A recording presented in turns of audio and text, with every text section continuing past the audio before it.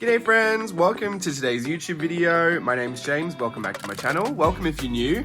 I have the laundry going in the background, so sorry if you can hear that, but I need to get through this because I've got a lot of errands to do today. I've got those really boring kind of householdy stuff. I need to get paper towels. Our bin broke, like the actual garbage can broke, so I have to go and get a new one because the whole lid came off. It's like a whole thing. I tried to fix it, but I'm not very handy. So that cat stuff, it's so, you know, all that stuff you buy and then you're like, wow, it's really expensive to buy all these incidentals, and that's where all your money goes. So anyway, really fun stuff that I gotta go do, but I gotta get this done, and I was waiting for my stupid laundry to finish, but it's never gonna finish. So here we go. This is September Collage Club for 2024. We got 6 sheets here. We've got the 5 and this bonus one at the end that it's just all the Brat memes that I've been doing, but I'm going to explain through everything for this month. This is a bit of a weird season where I'm kind of like post-summer, like post my birthday, but also pre-Halloween, holiday season. So it always gets a little bit blendy around August, September. Next month's going to be tons of Halloween, especially because my Halloween workshop starts September 11th. Be sure to look out for that if you're looking to join that. But I did put some monsters in here because I feel like I'm going to try and blend it. I mean, it's like a smooth walk into Halloween, but not everything's Halloween. So here's a few that we did for Art Journaling the Magic years ago. Can't even remember which year, but it was Star Wars creature inspired. And then this is a Furby, so technically a monster, but more of a child's play toy. And then these ones were all from Virtual Voyage 4 when I did that Mike Wazowski lesson, and we were looking at derivatives or making, kind of this family of monsters, but these are a lot bigger than what I remember giving them out before. I don't think I've ever put them in Collage Club, maybe 1 or 2, but here's just a bunch. So I felt like this would be a great little monsters page to mash together, do a little monster mash, and see what you could come up with. But cute little page of monsties. Then I've got 2 fairy pages because I can give you so many mermaids, and I've got to balance it out with fairies. You know what I'm like.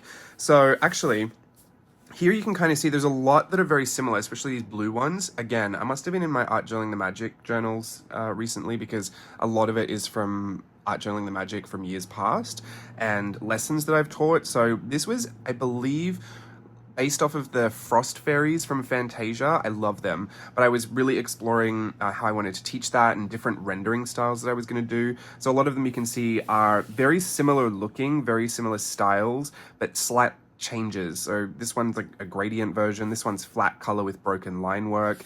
This is a kind of a blurry watercolor where she kind of pops out. So is this. Again, another gradient one. There's glitter in these, but glitter never really scans that well, but you can see the texture of it. And some pencil sketchy versions. So really this was a lot of exploration in kind of putting a lesson together.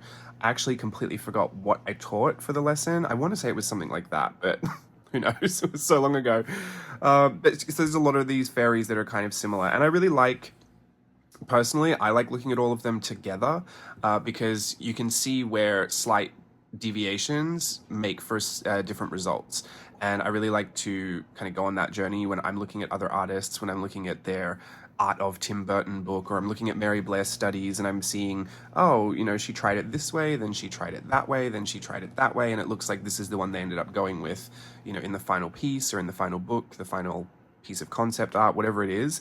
I like to see all the alternates because sometimes, art is very subjective. Sometimes the finished piece might be version 12 of 20, and you actually might like version 3 of 20. And if you never get to see all the alternates, sometimes you don't even know that some of your favorite art doesn't even exist. Not that I think any of this would be your favorite art, but I do want to just kind of give you a bit of the backstory of sometimes why I include things the way I do. Obviously, I love fairies and mermaids, so I can never get enough, but sometimes it seems like overkill to give you a lot of the same looking type of stuff. But even for that reason, especially when I've got so many variations on something, that is something that I like to look out for as an artist myself. It also really encourages me to understand how I can push my own work that I've already done into new places and find new ways to enjoy it. But anyway, this is not a lesson, but that's kind of my thoughts behind that.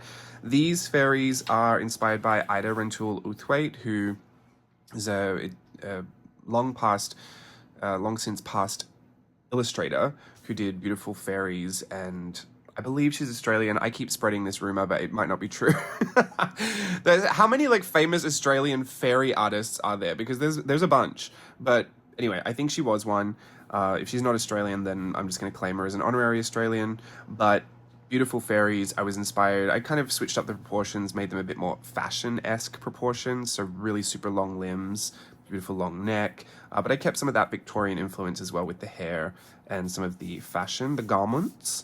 And I did a few other versions of them as well. Really, really love that. I'm super inspired to keep going with that. But it feels more of a personal playtime thing. I did show it in last week's What I Journaled in a Week video on YouTube. But to me, I don't know if I really... Other than teaching it in a workshop maybe one day, I do feel like that's something that I keep very personal because stuff like that really... it becomes inspired from my gran and my memories of doing...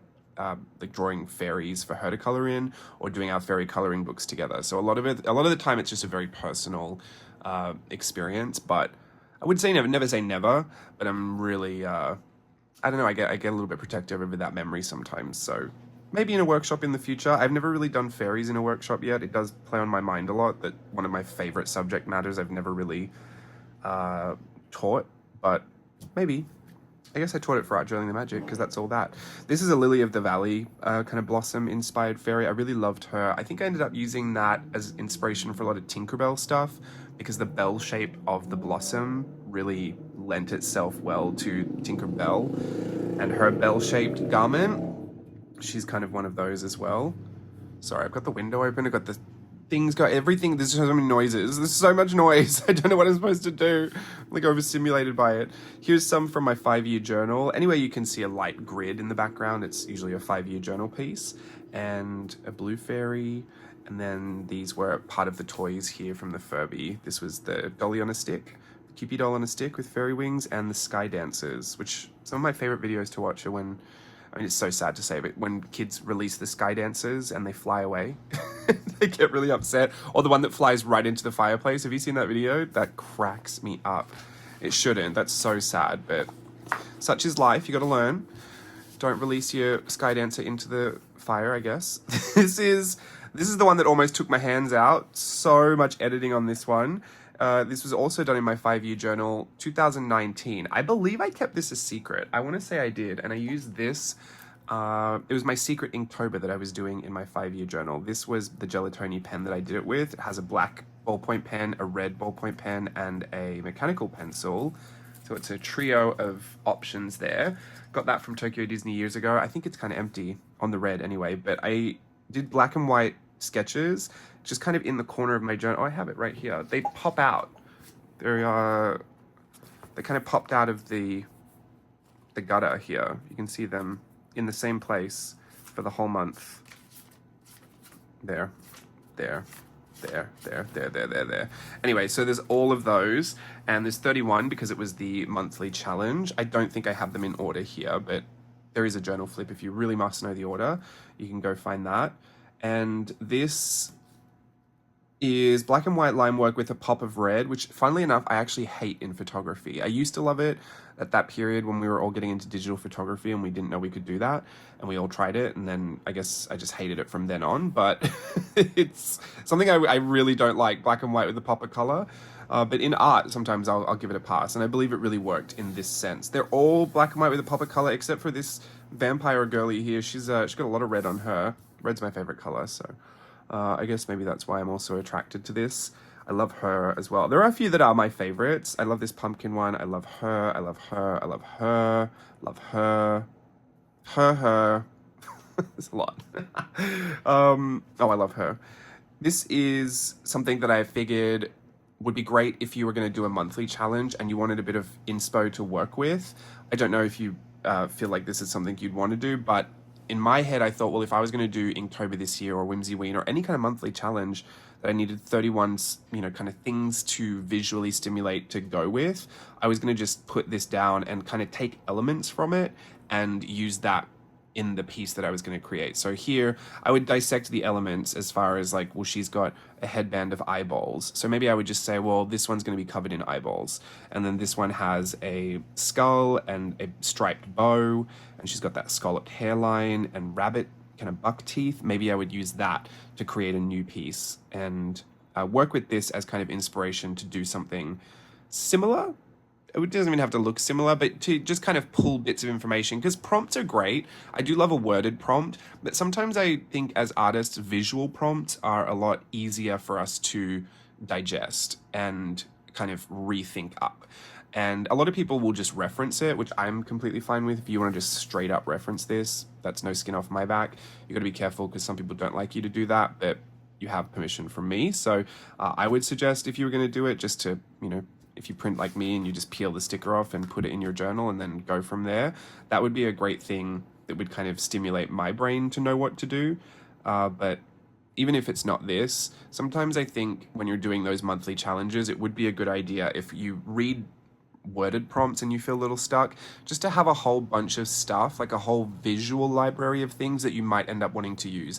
Kind of like a mood board, I guess, but I would even go a bit more specific than that, in the sense that, you might even just jot down a color palette that you might want to stick with to keep it simple. Sometimes it's the open-endedness that makes people a little confused, but also if you just have a visual library to work with. So if you have a picture, or you just doodle out like a skull, eyeballs, a pumpkin, if you were doing something Halloween inspired, you would just jot down all of those things, and then you'd always have those to kind of add to your piece. You could just forget that you have to draw them over and over again.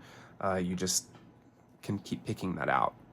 Hopefully I've made sense there. I don't know why I must be in the mood to teach, because I feel like I'm giving you lots of information that I want to teach. You know what it is? I'm doing my Halloween workshop. That's what it is. It's all on my brain. I am in a teaching mood because that's what I'm putting together. That's so funny. Just figured myself out. This is page number 5. I've got the tags. I found all my tags, can you tell?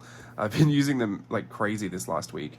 These are my tags that I've been doing my color swatches on when I went through all my pencils the other day. You might have seen on Instagram. I did a few swatch dolls for some new watercolors that I was sent, which were really beautiful. And then these are old swatch dolls. Like, these are really, really old. I think this is back in those days where we had, remember the little die cut packet? What were they called? It was ephemera, but it was all die cut. Couldn't tell you. Completely forgot. Fragments. They were called fragments. That's funny. That word really popped back up in my head really loud. I think I only did a couple of those. And this is the bonus 6th page. This is the Brat meme themed page. If you saw this is Charlie XCX, Brat, the Brat summer, that violent green that you've seen all over. I cut this way too deep, so these actually pop all the way out. It's kind of like a, what do you call it? An advent calendar. Do you know what? That gives me a really good idea that if I made a cut file in Silhouette that just had these 3, I could do an advent calendar printable with the cut file, and we could just stick it on and do it that way. That would be really clever. Let me just write that down because I might forget. Silhouette cut file advent calendar. You could obviously just use your, you could use a little slice tool, a little X-Acto knife to cut them all out if you didn't have that, but it would be a lot easier if I could just do it the way I just mentioned it. Great, that's come out now. These are all journal and planner related meme Brat things. A bunch of these I'd already put on Instagram, so you might have seen, but then I added a whole bunch of extra ones like Diva, Brain Dump. I don't know what Brat is because some people were really confused. It's just a whole internet meme thing, but this is just an extras because I did it for myself and I thought, well, you might want it. So that is the 6-page collection of September 2024 Collage Club. Hope you have a lovely time with that. And like I said, I'm getting my Halloween workshop, my Halla workshop together. We're starting September 11th, so keep your eyes peeled if you do want to join. It's new content releasing weekly, and it will be 7 weeks in a row. So each week there'll be a kind of like a warm-up little lesson and then a main lesson. That gives everyone a week to kind of get through it, share it online and socials, and try little extras here and there. But it's something that I'm trying for the first time. I've never really dripped content out that way in a workshop, and I'm kind of excited to see how it all goes. I've really wanted people to have a lot of time to be able to complete everything. So that's why we've started it kind of early. September is a little early for Halloween, obviously, but it will lead over those 7 weeks right up to the week before Halloween. But that means even if you do join kind of later, there would technically be 7 days of content, like 7 release days of content. So even if you joined middle of October and did it then because you wanted to save Halloween for then, it would still be very doable.